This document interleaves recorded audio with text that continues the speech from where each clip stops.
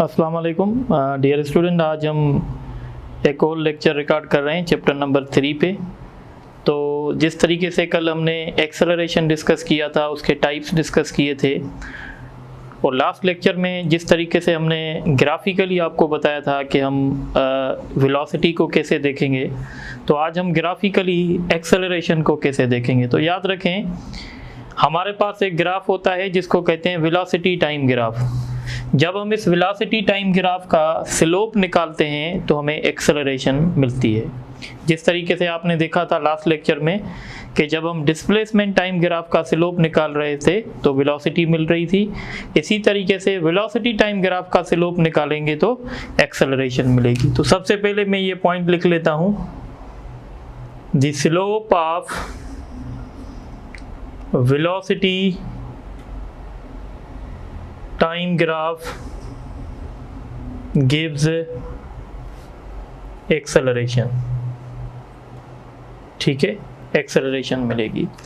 अब आपको ये तीन ग्राफ नज़र आ रहे हैं, अगर आप इसको फोकस कर सकें तो ये तीन ग्राफ हमें नज़र आ रहे हैं। ये जो ग्राफ आपको नज़र आ रहा है, जो वेलोसिटी टाइम ग्राफ एक किस्म की स्ट्रेट लाइन बन रही है, ये ग्राफ शो कर रहा है कि हमारी जो एक्सेलरेशन है वो यूनिफॉर्म है। Acceleration is uniform. इसका मतलब है जब वेलोसिटी टाइम ग्राफ एक स्ट्रेट लाइन होगा तो एक्सेलरेशन हमारा यूनिफॉर्म यानी कांस्टेंट होगा। और ये ग्राफ हमें शो कर रहा है कि टाइम गुजर रहा है पर वेलोसिटी कांस्टेंट है, तो ये ग्राफ शो कर रहा है कि एक्सेलरेशन जो है वो ज़ीरो है। इस तरीके से ये जो ग्राफ आपको बता रहा है, ये भी वेलोसिटी टाइम ग्राफ है, पर ये एक किस्म का पैराबोला इसका शेप बना, और जब इसका शेप पैराबोला बनेगा तो हम कहेंगे इसमें एक्सेलरेशन कांस्टेंट नहीं है, बल्कि एक्सेलरेशन जो है वो वेरिएबल है। Acceleration is variable. डिस्टेंस देखें, ये था डिस्टेंस टाइम ग्राफ। इसी तरीके से वेलोसिटी टाइम ग्राफ से भी डिस्टेंस टाइम ग्राफ से भी हम एक्सेलरेशन को शो कर सकते हैं। याद रखिएगा, जब डिस्टेंस टाइम ग्राफ इस तरीके का बनेगा यानी पैराबोला बनेगा, जब डिस्टेंस टाइम ग्राफ हमारा पैराबोला बनेगा तो इस केस में भी हम कह सकते हैं कि एक्सेलरेशन जो है वो मतलब कांस्टेंट है। क्योंकि जब एक्सेलरेशन कांस्टेंट होती है तो जो डिस्टेंस होता है वो directly proportional to T square करता है।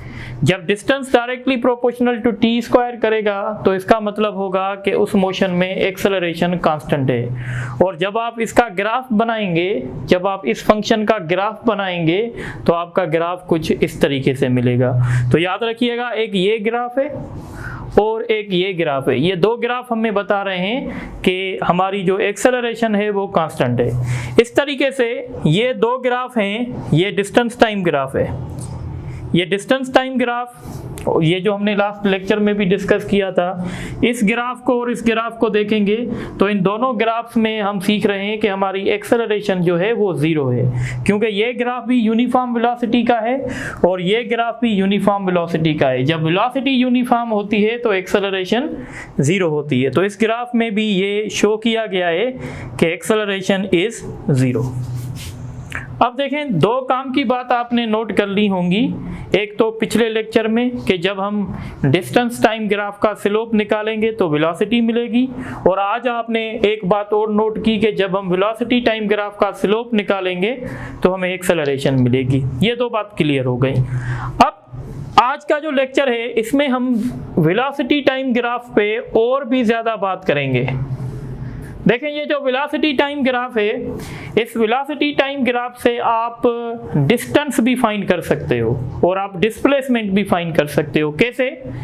देखें, वेलोसिटी टाइम ग्राफ का जब हम एरिया अंडर द कर्व निकालेंगे, एरिया अंडर द कर्व का मतलब समझते हैं आप? देखें, ये एक वेलोसिटी टाइम ग्राफ है, सपोज करें ये, ठीक है, ये यहाँ पे टाइम जो है ये वेलोसिटी है और ये टाइम है। यहाँ पे वेलोसिटी 10 मीटर पर सेकंड है, 0 है, फिर 3 है, फिर 5 है। ये टाइम सेकंड्स में दिया गया है। इस ग्राफ से हम डिस्टेंस निकाल सकते हैं। जब हम वेलोसिटी टाइम ग्राफ से डिस्टेंस निकालेंगे तो हम क्या करेंगे, एरिया अंडर द कर्व निकालेंगे। एरिया अंडर द कर्व का मतलब होता है कि इन दो क्वांटिटीज को आपस में मल्टीप्लाई करना। अब कॉमन सेंस है, जब हम वेलोसिटी को टाइम से मल्टीप्लाई करेंगे तो क्या मिलेगा, जब हम वेलोसिटी को टाइम से मल्टीप्लाई करेंगे तो हमें डिस्टेंस मिलेगा। तो इसीलिए ये पॉइंट में लिख लूंगा, the area under curve of velocity time graph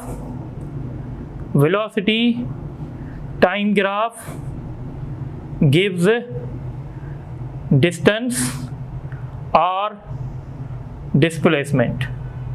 ये पॉइंट आपको नोट करनी है कि जो एरिया अंडर द कर्व है, अब देखें वेलोसिटी टाइम ग्राफ से हम एक्सेलरेशन भी निकाल सकते हैं, वेलोसिटी टाइम ग्राफ से हम डिस्टेंस भी निकाल सकते हैं।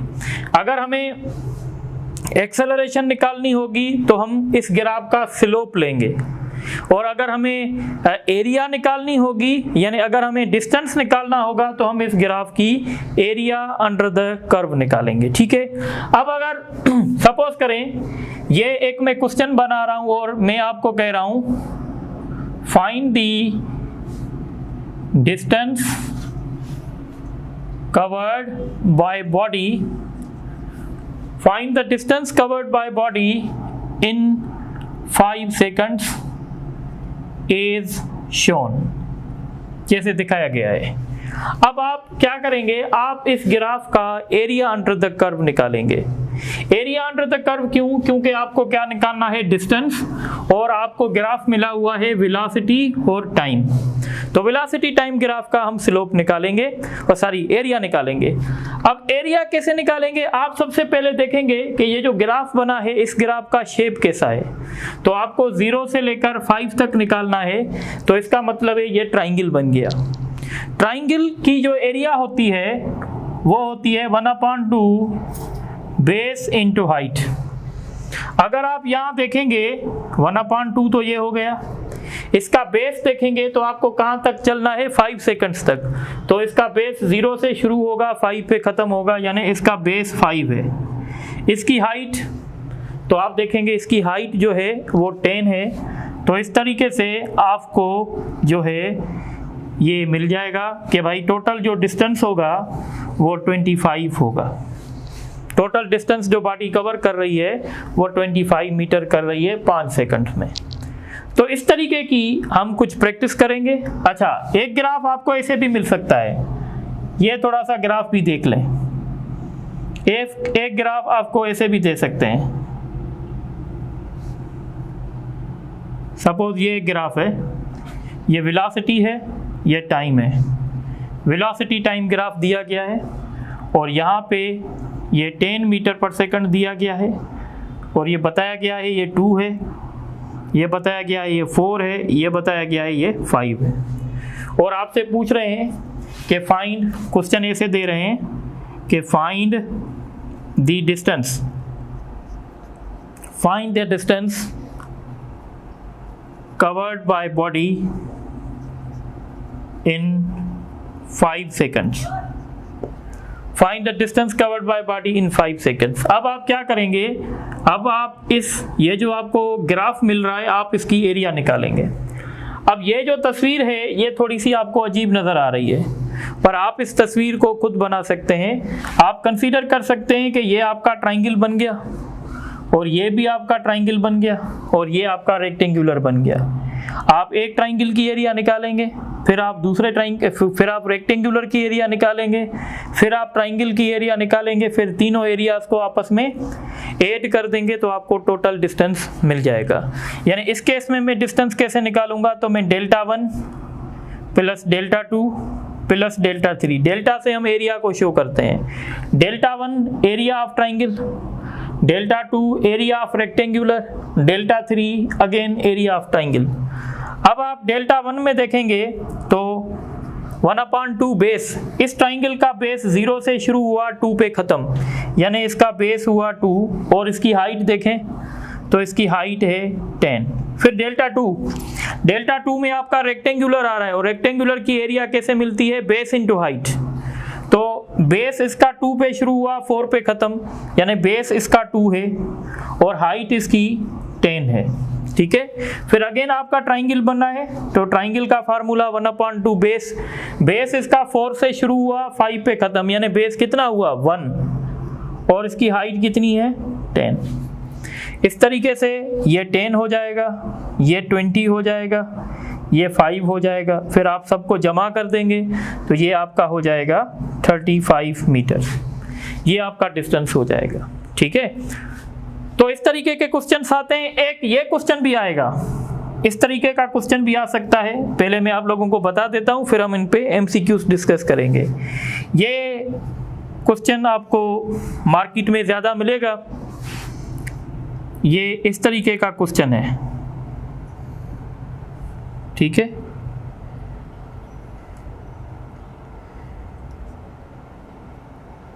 टेन मीटर पर सेकंड, 0 से 5, फिर 5 से 7 और यहाँ पे लिखा गया है -5 मीटर पर सेकंड, ठीक है। अब आपसे पूछ रहे हैं, दो तरह के क्वेश्चन पूछ सकते हैं। पहले क्वेश्चन पूछेंगे find the total distance covered by body in 7 seconds. दूसरा आपसे क्वेश्चन कर सकते हैं find the total distance, find the total displacement, find the total displacement covered by body in 7 seconds. देखें, एक बात आप मेरी नोट कर लें, जब आपका ग्राफ सिर्फ पॉजिटिव एक्स एक्सिस पे होगा, यानी उसमें नेगेटिव वाला पोर्शन नहीं होगा, तो फिर डिस्टेंस और डिस्प्लेसमेंट सेम बात होगी।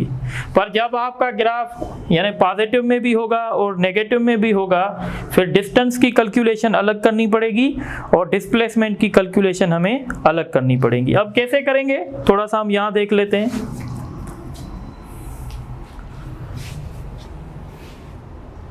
ठीक है, तो थोड़ा सा हम यहाँ पे हम इसको सॉल्व कर देखते हैं। देखें, सबसे पहले हम डिस्टेंस निकाल रहे हैं, तो जब हम डिस्टेंस निकालेंगे तो डिस्टेंस निकालने वक्त हम क्या करेंगे, नेगेटिव को भूल जाएंगे, यानी हम ये वाली वेलोसिटी भी पॉजिटिव कंसीडर करेंगे और ये वाली वेलोसिटी भी हम जो है पॉजिटिव कंसीडर करेंगे। अब डिस्टेंस कैसे मिलेगा, तो टोटल डिस्टेंस अगर हमें फाइंड करना है तो हम एरिया लेंगे। अब आप देखें, ये भी आपको ट्राइंगल नजर आएगा और ये भी आपको ट्राइंगल नजर आएगा, तो इसका मतलब है आपको एरिया ऐड करनी पड़ेगी, Δ1 प्लस Δ2। Δ1 इस ट्राइंगल की एरिया है, Δ2 इस ट्राइंगल की एरिया है। इस ट्राइंगल को अगर हम सॉल्व करेंगे तो फार्मूला वही होगा 1/2 बेस, और यहाँ पे बेस कितना है 0 से 5, यानी इसका बेस हो गया 5, इसकी हाइट हो गई 10, फिर प्लस 1/2 और इसका बेस 5 से शुरू हुआ 7 पे खत्म, यानी बेस इसका 2 है और इसकी हाइट है -5। पर अभी हम क्या कैलकुलेट कर रहे हैं, डिस्टेंस। जब हम डिस्टेंस कैलकुलेट करेंगे हम वेलोसिटी की माइनस साइन नहीं उठाएंगे, क्योंकि डिस्टेंस स्केलर होता है, तो इसलिए स्केलर में हम इसको कंसीडर नहीं करेंगे क्योंकि ये डायरेक्शन को शो कर रहा है। तो हम यहाँ पे 5 रखेंगे। अब जब हम इसको सॉल्व करेंगे तो 1 और 5 होगा, 5 से मल्टीप्लाई करेगा 25 हो जाएगा, 2 के साथ कैंसिल और 5, तो ये टोटल डिस्टेंस हो जाएगा 30। अब हम सॉल्व करेंगे डिस्प्लेसमेंट, तो डिस्प्लेसमेंट का भी वही होगा, हम दोनों एरिया आपस में ऐड करेंगे। सेम फार्मूला 1/2 बेस इसका 5 है, हाइट इसकी 10 है, 1/2 बेस इसका 2 है, हाइट। अब देखें, जब आप डिस्प्लेसमेंट के लिए सॉल्व करेंगे ना तो आप साइन के साथ लेंगे। अब आपको यहाँ पे -5 है तो आप यहाँ पे -5 लिखेंगे। जब डिस्टेंस के लिए सॉल्व करेंगे तो माइनस साइन नहीं उठाएंगे क्योंकि डिस्टेंस स्केलर है, पर जब डिस्प्लेसमेंट के लिए सॉल्व करेंगे तो वेलोसिटी के साथ साइन भी उठाएंगे क्योंकि डिस्प्लेसमेंट वेक्टर क्वांटिटी है। तो अगर आप इसको सॉल्व करेंगे ये 25 होगा, और ये माइनस का 5 होगा, अब ये 20 हो जाएगा। तो इस तरीके से आपको कोई भी ग्राफ दिया जाएगा, आप उसका डिस्टेंस भी निकाल सकते हैं और डिस्प्लेसमेंट भी निकाल सकते हैं। तो आप इन सारी बातों को नोट करें तो इस पे एमसीक्यूज करते हैं।